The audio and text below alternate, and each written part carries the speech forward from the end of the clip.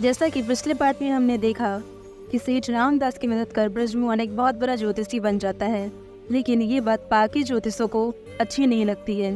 उन्हें ऐसा लगता है जैसे ब्रजमोहन कुछ गड़बड़ कर रहा है, वो खुद एक इतना बड़ा ज्योतिषी नहीं बन सकता है। तभी पूर्णिमा की रात ब्रजमोहन और कर्णपिशाच ने एक दूसरे से संबंध बना रहे होते हैं। तब कोई उन्हें खिड़की से देख रहा होता है। ब्रजमोहन को आभास होता है कि कोई उसे देख रहा है, लेकिन वो खिड़की के बाहर झाँक नहीं पाता है क्योंकि कर्णपिशाचनी उसे अपने आगोश बना लेती है।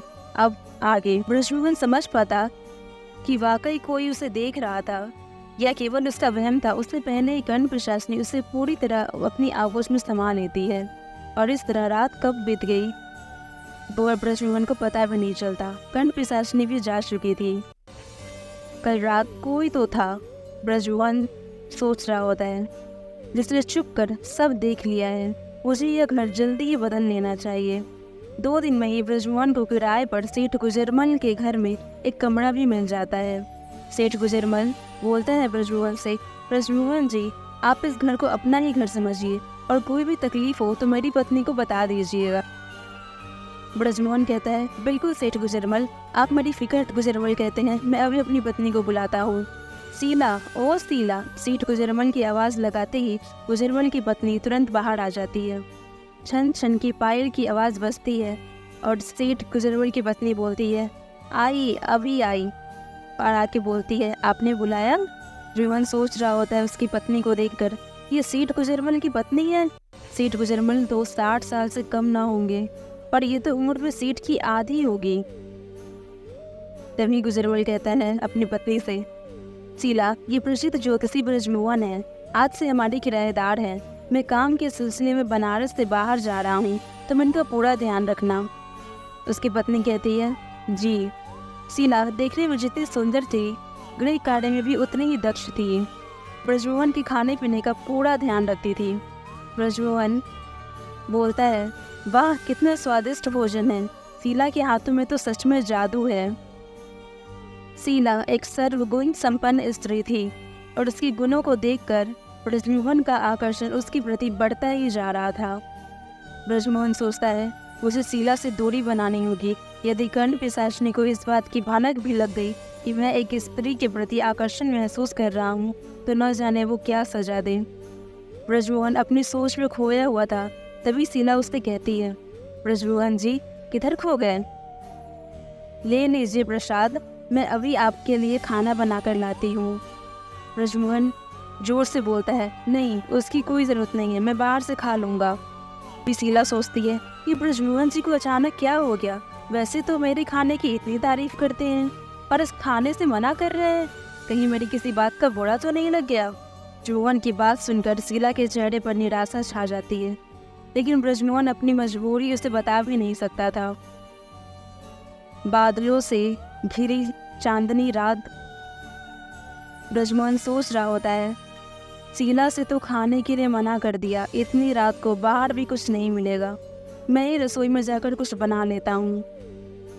ब्रजमोहन रसोई में जाने ही वाला था, तभी दरवाजे पर दस्तक होती है।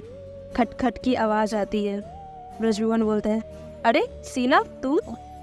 शीला बोलती है, शीला अपने हाथों में खाना लेके आती है और बोलती है, हाँ मैं, मुझे पता है आपने कुछ नहीं खाया होगा, ये लीजिए भोजन, भूखी सोना अच्छी बात नहीं।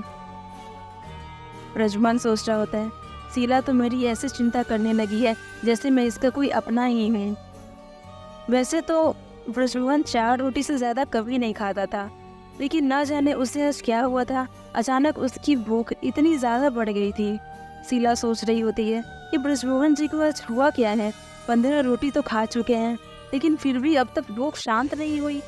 शीला रोटी बनाते बनाते थक चुकी थी, लेकिन ब्रजमोहन की भूख खत्म ही नहीं हो रही थी।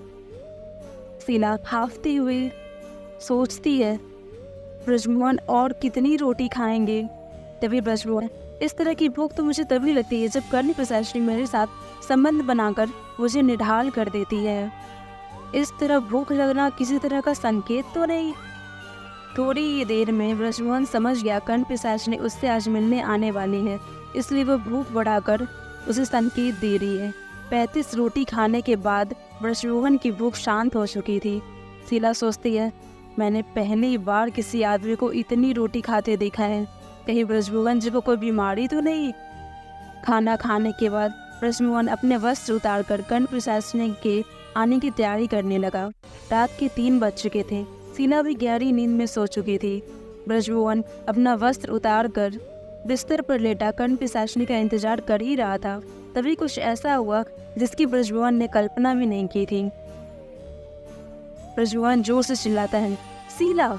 ये शीला इस वक्त कमरे में कैसे आ गई? शीला देखकर आश्चर्य हो जाती है और बोलती है, आप इस तरह निर्वस्त्र? ब्रजमोहन सोचता है, कैसी औरत है ये शीला? इसने एक बार भी दरवाजे पर दस्तक देना जरूरी नहीं समझा। शर्माते हुए बोलती है, माफ करना, मैं दरवाजे पर दस्तक दिए बिना ही अंदर चली आई। ब्रजमोहन गुस्सा के चिल्ला कर बोलता है, आप अब तक खड़े हैं, अभी के अभी जाइए यहाँ से। शीला वहाँ से चली जाती है। अपने बिस्तर पर लेटे हुए सोच रही होती है, ब्रजमोहन जी का शरीर तो बहुत मजबूत है, काश वो मेरे धत, ये सब मैं क्या सोच रही हूँ।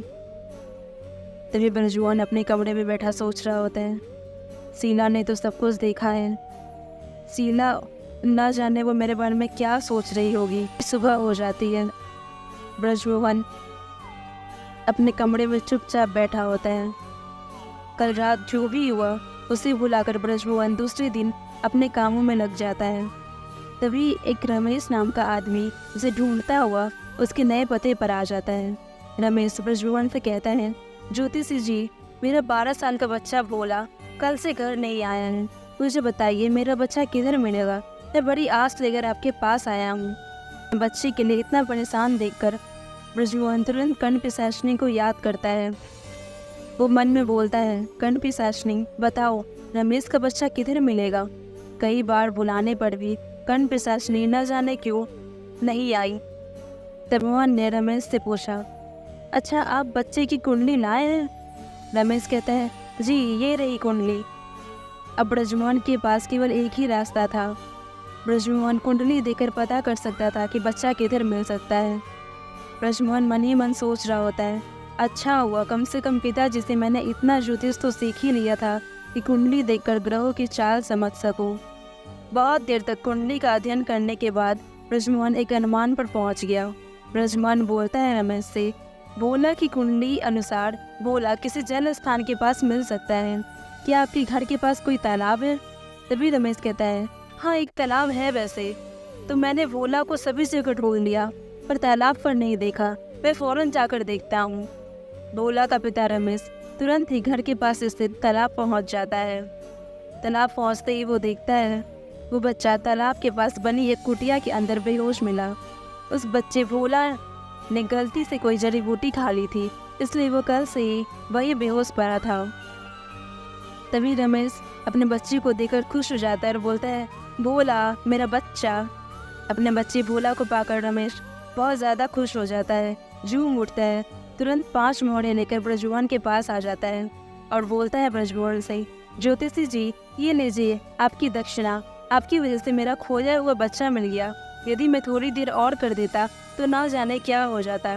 भोला के मिलने पर ब्रजमोहन बहुत खुश हो जाता है, क्योंकि ब्रजमोहन सोचा भी नहीं था कि वाकई कुंडली देखकर वो सही अनुमान लगा पाएगा। ब्रजमोहन खुश हो जाता है और सोचता है, ये तो कमाल ही हो गया, कर्ण पिशाचिनी की मदद के बिना मैंने सही अनुमान लगा लिया।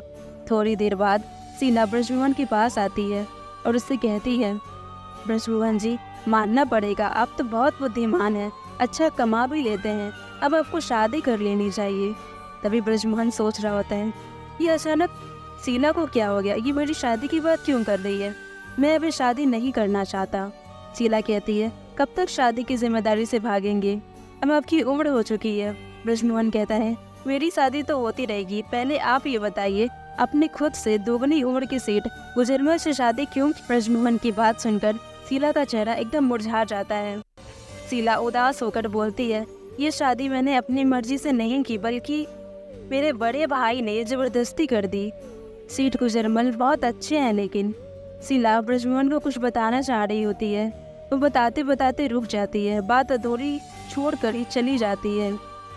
रात होते ही घर की बत्ती चली जाती है, इसलिए ब्रजमोहन लालटेन की रोशनी में किताब पढ़ रहा होता है। तभी ब्रजमोहन को याद आता है, 1 हफ्ता बीत गया, मुझसे मिलने कर्ण पिशाचिनी अब तक क्यों नहीं आई? मुझे पता करना ही होगा।